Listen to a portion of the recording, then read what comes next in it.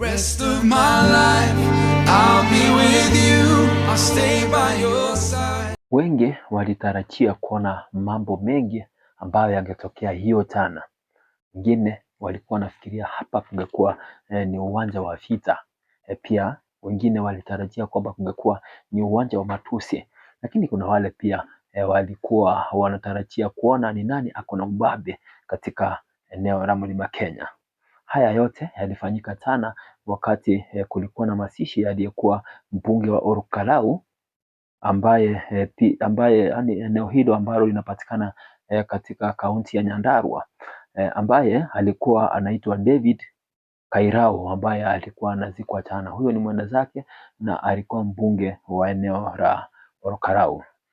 Na viongozi wengi waliweza kuhudhuria mazishi hayo, na ni wale viongozi ambao nitajika kabisa katika eneo hili la Kenya. Nikikukumbusha kidogo, kulikuwa na William Ruto ambaye ni rais wa taifa hili la Kenya. Kuna Rigathi Gachagua ambaye alikuwa naibu wa rais wa taifa hili la Kenya. Pia sasa hivi ni mpinzani mkubwa na huwa anampinga kabisa ama anapinga serikali hii, na pia ni kiongozi wa DCP. Pia kulikuwa na yule ambaye ni naibu wa rais sasa hivi ambaye anajulikana kama Kindiki, pia alikuwa katika eneo hilo. Bila kumsahau kulikuwa na senator wa kaunti hiyo ya Nyandarua ambaye ni John Metho.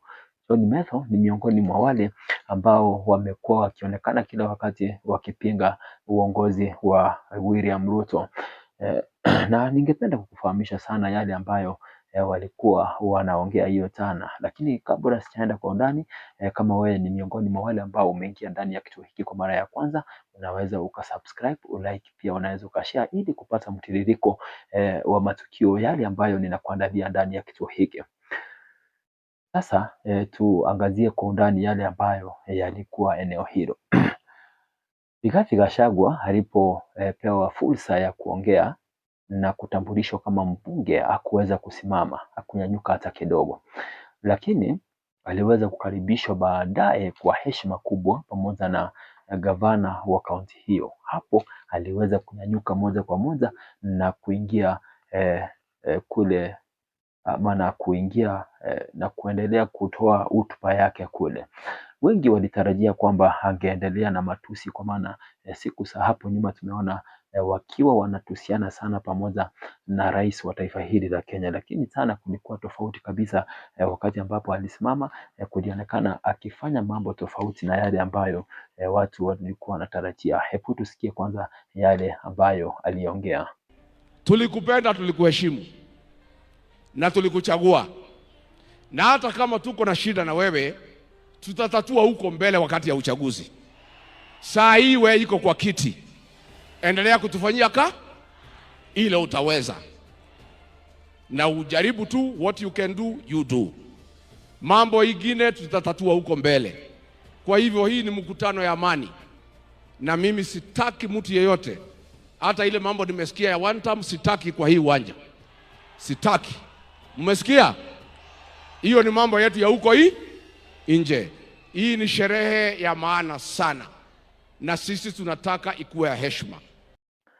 Baada ya hotuba hiyo ambayo alipeana, kuliweza kujionyesha mambo mengi, lakini aliweza kumkosoa Rais William Ruto, japo alikuwa amesema kwamba yeyote asiendelee kupiga siasa katika eneo hilo. Ikumbuke kwamba ilikuwa ni mazishi ya mtu ambaye ni mashuhuri na hawangefanya siasa katika eneo hilo. Sasa hapa aliweza kumkosoa rais na kusema kwamba atekeleze yale ambayo alikuwa ameahidi watu. Pia aliweza kusema kwamba yeye aliweza kung'atuliwa uongozini, lakini akasema kwamba sasa hivi watu wanamtegea sana, na Rais Ruto kumtoa kwa mioyo ya watu lazima atumie nguvu mingi ili kufanya hayo mambo. Ulinitoa kwa ofisi, lakini kunitoa kwa roho za hii watu ni kibarua.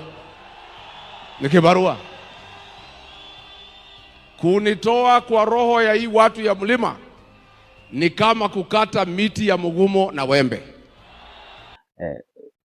Gachagua aliweza kuongea mengi, na baadaye pia aliweza kusema kwamba wananchi ndio ambao watasimama wakati huo. Kwa sasa hivi anasema wametega masikio na wanasikia ground. Pia akaweza kutaja kwamba aliyekuwa rais wa taifa hili ambaye ni mheshimiwa Uhuru Kenyatta pia anasema kwamba ni miongoni mwa wale ambao wanasikiza ground.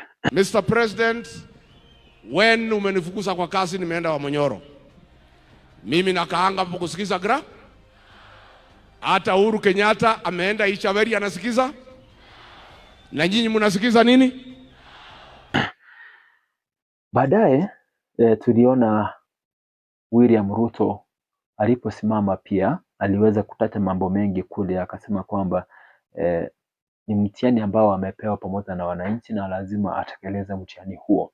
Kufikia mwaka 2027 anasema kwamba mtihani wake utasahihishwa na pia matokeo yanaweza yakatokea. Kumbuka alikuwa amepeana ahadi za kutengeneza barabara mingi katika eneo hilo la Nyandarua, na akasema kwamba kufikia mwaka ujao atakuwa amemaliza maendeleo hayo yote, na hayo maendeleo ndiyo ambayo yatampea ushindi wake katika uchaguzi ujao. Na mimi niko na akili ya kujua vile nitafanya hiyo barabara mpaka ikifika mwaka ujao, mimi nitakuja kufanya mtihani, na hiyo mtihani mimi nitapita. Sikila, mimi nataka niwaulize, sikila kiongozi alisema ile atafanya? Ama sikila kiongozi alisema ile atafanya? CMCA alisema yake, si mbunge alisema yake, si gavana alisema yake, si senator alisema yake, si mimi nilisema yangu. Sasa kila mtu wewe panga kazi yako ile uliahidi wananchi. Yes. Mimi ninajua vile nitatimiza yangu, wewe pambana na yako. Haya, tukiendelea mbele tuliona kuna yule senator wa Nyandarua ambaye ni John Medho. John Medho aliweza kujitokeza hadharani, ijapo wengi walisema kwamba achakomoa akili, kwa maana rais ni mtu ambaye anafaa kuheshimiwa, lakini alionyesha kwamba ana heshima yoyote kwa rais wa taifa hili la Kenya. Alisema kwamba yes, anamjua kabisa na lakini amtambui, yani hakuna chochote ambacho atamweza kumpisha. Hebu tutegea kidogo aliyoyaongea.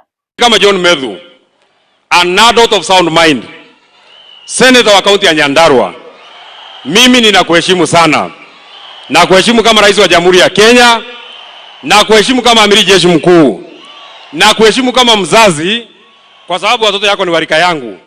Lakini hata kama ninakuheshimu mheshimiwa rais, jambo moja tu ujue, na kuheshimu lakini mimi sikuogopi.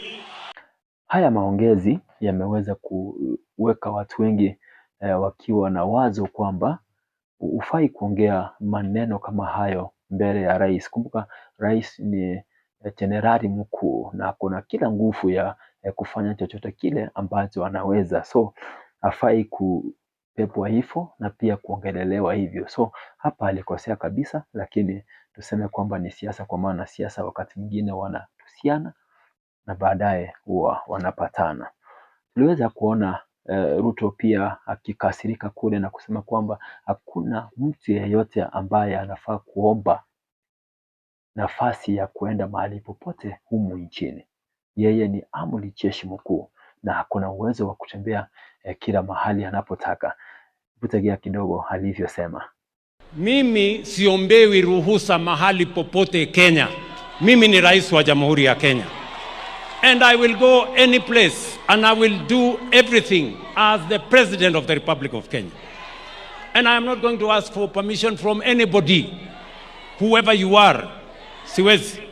Sasa baada ya kusema hivyo, aliweza kuongezea kwamba watu wanyamaze, wale ambao wanapiga kelele kule nje wanyamaze, wategee jinsi ambavyo Kenya anafanya kazi. So anasema kwamba bado apewe muda afanye kazi yake amalize na wamchague mwaka ujao. Kulingana na maoni yangu, jinsi ambavyo mimi niliona kuzuru kwa Rais Ruto katika eneo hilo la Nyandarua, sioni kama ni vile alimpenda David Kiarau, lakini hapa ni kwenda kuoneshana kwamba bado anawajali wakaaji ama watu wa eneo hilo la Mlima Kenya. Kumbuka hapo juzi aliweza kuongea kuhusu wale ambao walimsaidia kukuwa kiongozi wa taifa hili, na hii ndio sauti aliyosema wakati huo.